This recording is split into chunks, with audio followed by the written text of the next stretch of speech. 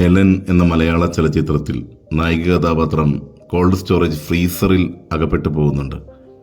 ആരാലും ശ്രദ്ധിക്കപ്പെടാതെ മരണത്തോട് മല്ലടിക്കുന്ന സമയം സെക്യൂരിറ്റി ജീവനക്കാരൻ നായികയുടെ പിതാവിനോട് പറയുന്നുണ്ട്, ഇന്ന് വൈകുന്നേരം ആ കുട്ടി ഇവിടെ നിന്ന് പുറത്ത് പോയിട്ടില്ല എന്നുള്ള കാര്യത്തിൽ എനിക്ക് സംശയമില്ല എന്ന്.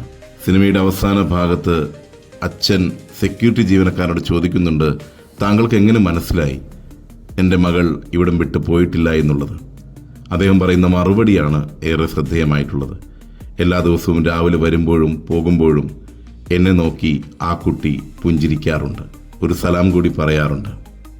അദ്ദേഹം കൂട്ടിച്ചേർക്കുന്നുണ്ട്, ആരാലും ശ്രദ്ധിക്കപ്പെടാതെ പോകുന്നവർക്ക് ലഭിക്കുന്ന ആ പുഞ്ചിരി ഒരു വലിയ സമ്മാനമാണ് എന്ന്.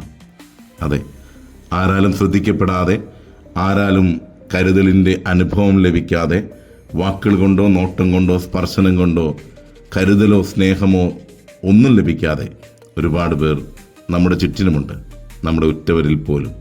അവർക്ക് വേണ്ടി ഒരു പുഞ്ചിരി നൽകുവാനെങ്കിലും നമുക്ക് സാധിക്കട്ടെ.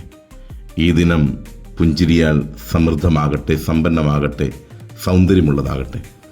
നമുക്ക് നമ്മുടെ മുഖത്ത് സ്നേഹത്തിൻ്റെ, സൗഹൃദത്തിൻ്റെ, കരുതലിൻ്റെ പുഞ്ചിരിയെങ്കിലും ചേർത്ത് വയ്ക്കാം. നല്ല ഒരു ദിനമാണ്. പുഞ്ചിരി നിറഞ്ഞ ദിനമാകട്ടെ ഈ ദിനം. നേരുന്നു ശുഭദിനം.